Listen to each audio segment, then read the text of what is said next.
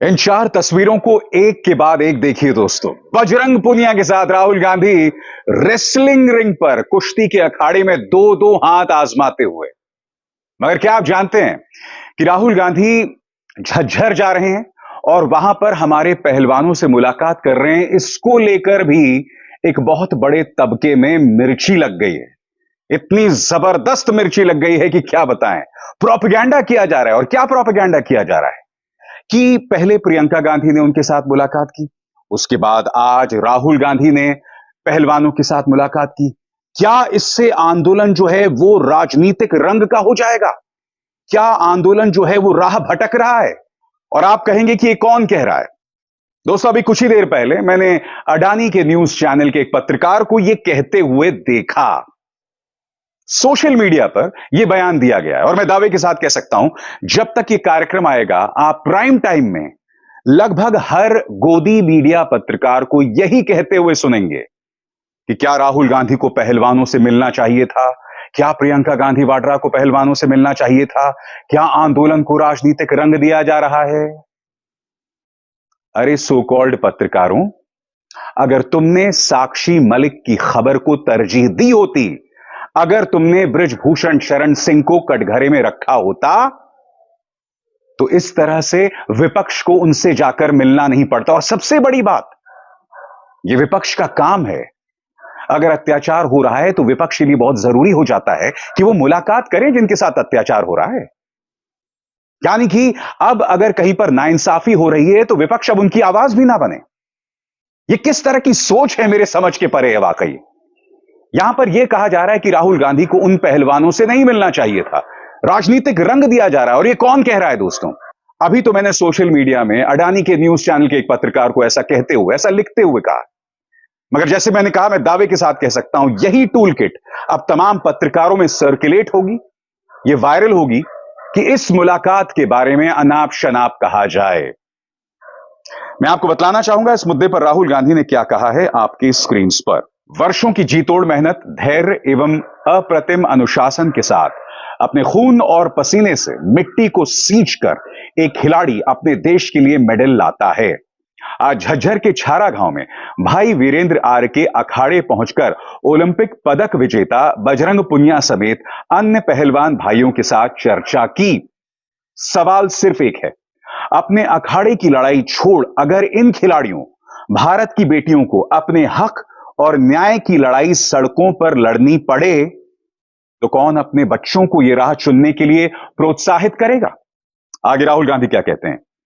ये किसान परिवार के निश्चल, सीधे और सरल लोग हैं। इन्हें तिरंगा की सेवा करने दीजिए। इन्हें पूरा मान और सम्मान के साथ भारत का सर गौरव से ऊंचा करने दीजिए।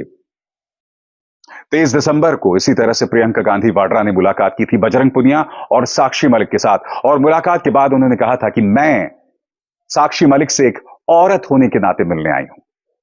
याद कीजिए उस वक्त प्रियंका गांधी वाड्रा ने क्या कहा था, सुनते हैं।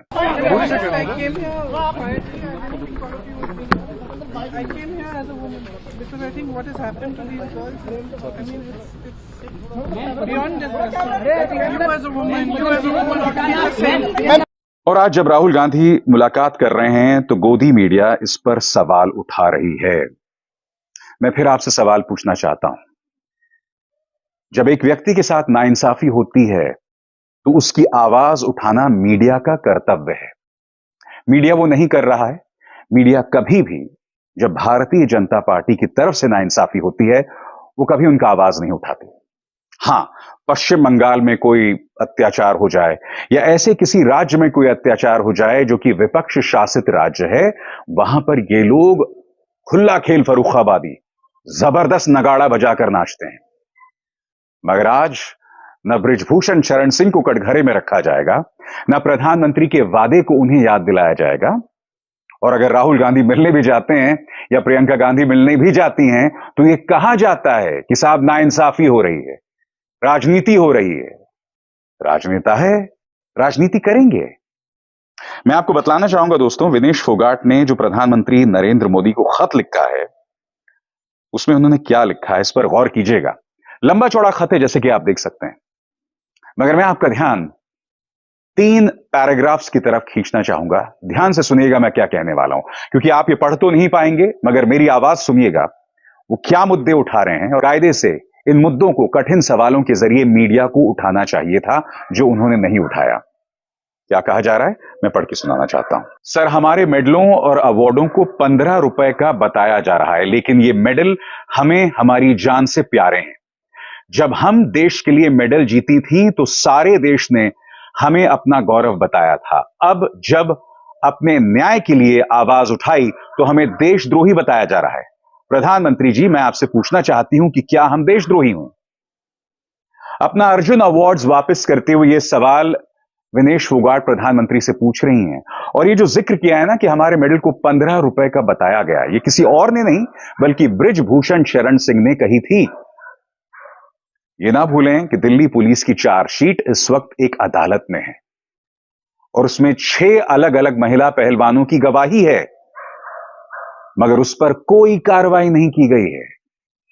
कल्पना कीजिए अगर बृजभूषण शरण सिंह की जगह कांग्रेस का कोई सांसद विधायक होता तो क्या होता? महुआ मोइत्रा को तो आपने लोकसभा से निष्कासित कर दिया।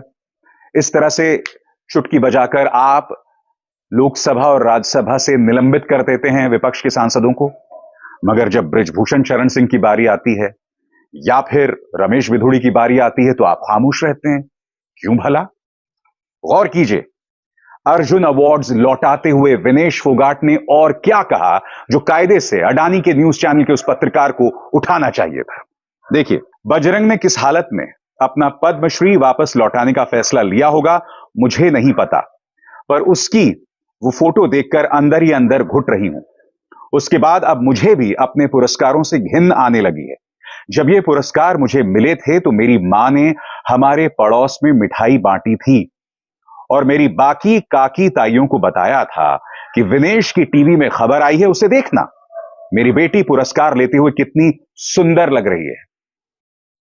ये एक मां ने अपनी बेटी के बारे में कहा था। और सबसे बड़ी बात, इसी विनेश फोगाट ने जब प्रधानमंत्री नरेंद्र मोदी से मुलाकात की थी तो प्रधानमंत्री ने उन्हें वादा किया था कि हां, आपकी शिकायत पर गौर किया जाएगा। मगर क्या हुआ बताइए ना? सड़कों पर पहलवानों को घसीटा गया और अब ये हो रहा है उनके साथ। आगे देखते हैं दोस्तों। कई बार ये सोचकर घबरा जाती हूं कि अब जब मेरी काकी ताई टेलीविजन में हमारी हालत देखती होंगी तो वो मेरी मां को क्या कहती होंगी। भारत की कोई मां नहीं चाहेगी कि उसकी बेटी की यह हालत हो। अब मैं पुरस्कार लेती उस विनेश की छवि से छुटकारा पाना चाहती हूं, क्योंकि वो सपना था और जो अब हमारे साथ हो रहा है वो हकीकत।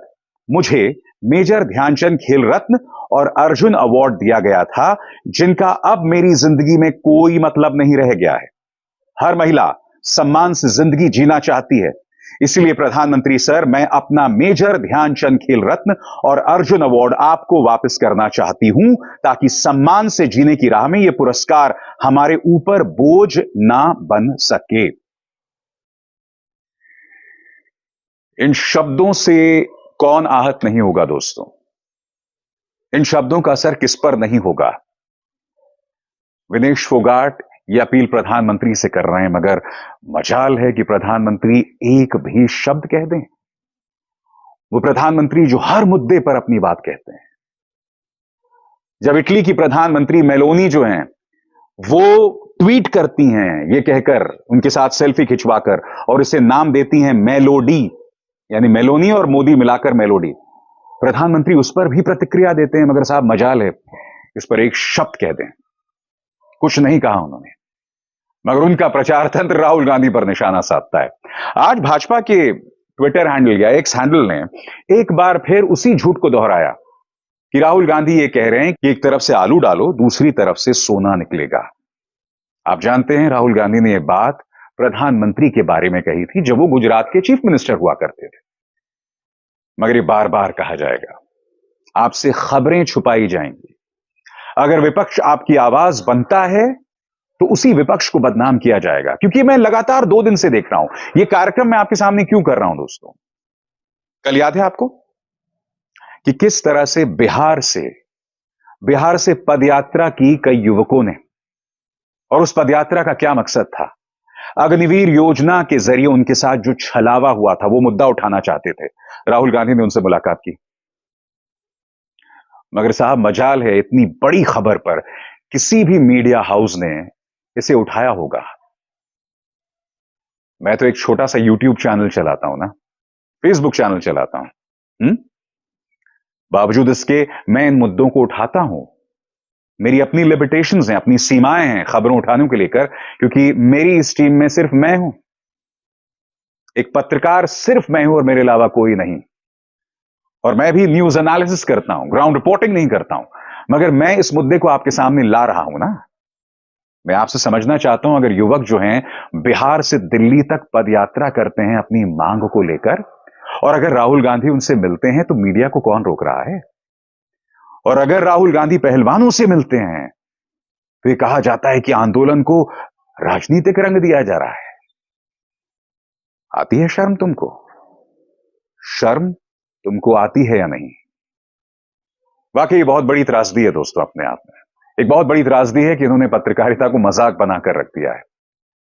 मगर अब इनसे कहने से भी कुछ नहीं होने वाला है, क्योंकि मैं आपको लगातार दिखा रहा हूं अपने मंच पर कि किस तरह से गोदी मीडिया अब बहुत उग्र हो गया है।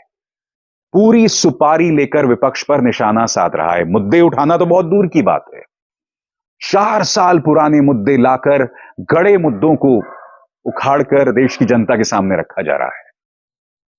मगर साहब मजाल है भाजपा के भ्रष्टाचार पर, कश्मीर में हालात पर, या फिर पहलवानों के मुद्दे को ये सलीके से, सही तरीके से आपके सामने पेश करें।